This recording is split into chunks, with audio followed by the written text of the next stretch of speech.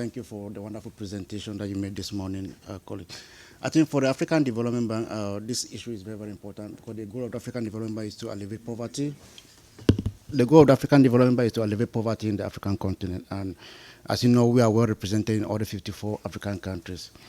I think resource mobilization is very, very important in terms of attaining the SDGs and NDCs. But from the analysis that have been presented and the work that has been done by the African Development Bank, we see that Africa received just 4% of climate finance as of now, even though it's the least vulnerable, least contributor to the greenhouse emissions, but at the same time, the highest vulnerable continent in terms of climate change.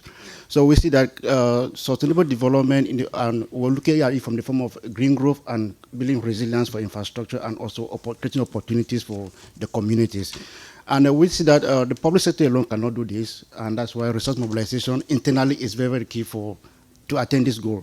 Because without mobilizing the resources internally, I think it will be difficult for us to always go back to the bilateral donor, multilateral donor that we're asking for finance, because the financing will never be enough. But we know internally we can do that. So the African Development Bank is coming out with so many strategies to help countries in terms of mobilizing resources for both climate action and the SDGs. And one of the key aspects that we are doing at the African Development Bank is, first of all, we have allocated 40% of our resources to finance climate action in Africa.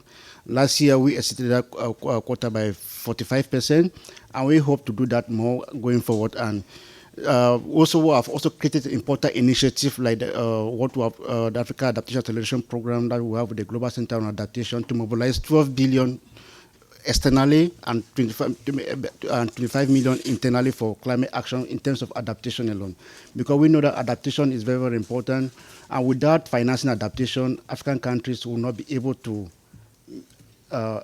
build resilience against climate change. So we have that strong partnership with the Global Center on Adaptation. So we are looking forward in terms of building that niche again with them.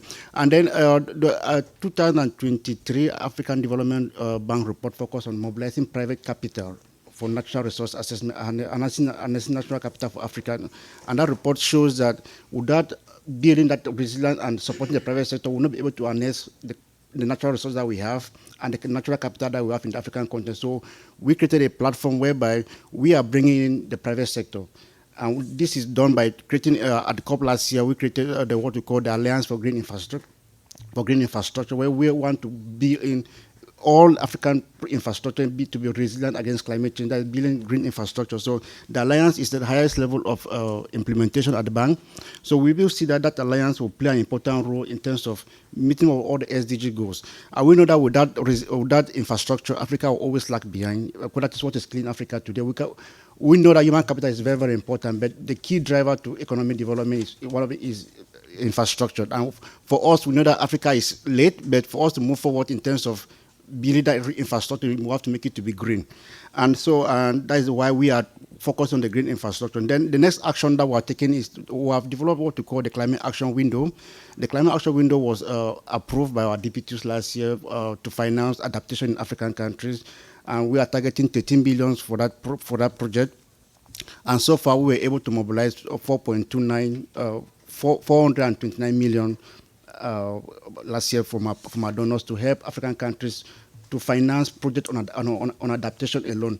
It's not only adaptation, but 75% of that resources goes to adaptation, then 15% on mitigation, then 10% on technical assistance. So that's a very big step that we are using in terms of mobilizing resources to give the communities, the private sector, and the government to have access to finance. And that work is, the call for proposal for that will be launched before the COP, and we will expect that we will receive proposals from all the countries that are partners that are helping us to do this work. Then the next issue is about carbon market is very, very important. I know carbon market has come up strongly, but what we see is that Africa is going to be left behind like during the CDM, because African government were not prepared to embrace the CDM.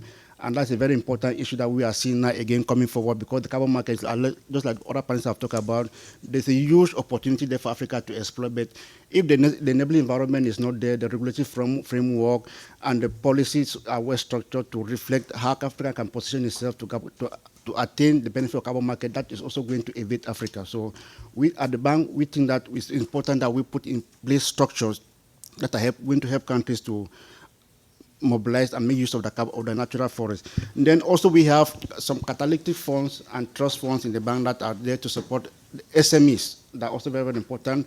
We launched at COP26 the Youth Adapt program, where we're giving $100,000 each to SMEs to help them to build project and also catalyze what they can have mobilized resources externally. So we are going for the third edition this time around to how we are going to support the youth to build as green businesses, adaptation project in the local value chain. And then just to end on one key, one important issue about alignment that came up, in 2022 we released a report on the Green Growth Readiness Assessment on aligning the SDGs and the NDCs. Look at the state and readiness of African countries, and that report came up with 9 key dimensions that are very, very important for everyone to look at. How can African countries align both the SDGs and the NDCs in terms of achieving sustainable development and also NDC in Africa? Thank you.